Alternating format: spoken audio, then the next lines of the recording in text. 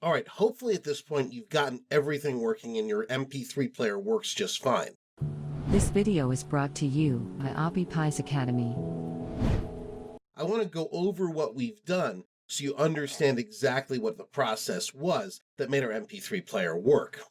So we start down here at the bottom in the body, and we went ahead and created an audio player, ID'd as sound, with the source music.mp3. Now you could have used any MP3 file. I used this music.mp3 file from before, and I just have to make sure that the name here matches the source. And I also have to make sure they're in the same folder. So this is audiolabcomplete.html, and there's music mp3. So they're both in the desktop folder. Then I gave you the code to add the 3 buttons. Now you might have noticed that each button has an ID attribute, and the value of that ID attribute is how we'll identify the button in the JavaScript. Written on the buttons themselves are the words play, pause, and stop. Now, the first thing you need to remember about JavaScript is that the JavaScript, when we write it, knows nothing about the HTML in the document. Now, I know that seems kind of strange, but it's true. So we've got to identify every piece of the HTML that's going to be relevant to the JavaScript. Now, you're going to learn a lot about JavaScript later on in the Intro to Programming course. So don't worry too much about it now and get too hung up on what the syntax means. If you can get a general sense of what we're doing here, that's great. So we start with the code on line 6, and I'm creating a variable called player. And that's going to hold the actual player object right here, the actual audio player. Now you notice on the audio player, I had you leave out controls equals controls. So there were no controls based on the browser. We're building the controls ourselves. And I gave it the ID sound. So player here, we say document get element by ID.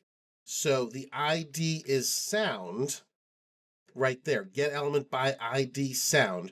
So that's going to be our player. So that's how we relate the two. We have to do the same things for the buttons.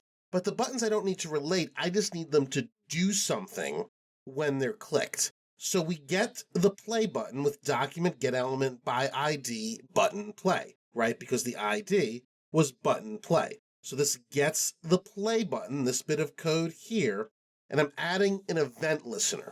An event is something that can happen to the button. In this case, the user can click it.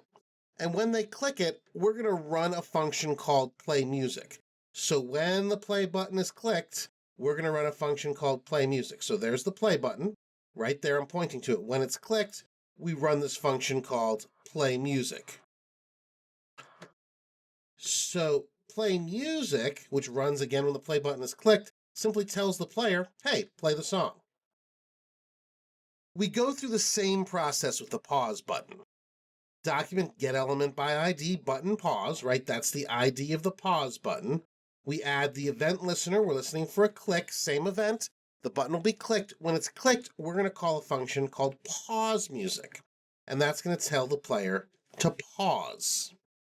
And finally, we go through the same process with btn stop, our stop button, right? There's our stop button, btn stop. When that is clicked, add event listener click, we call the stop music function. The stop music function starts on line 26. This one's a little bit of a surprise, I bet, because we call pause on the player, which pauses it, and then we tell the player, okay, current time is 0, which moves the playhead back to the beginning of the document.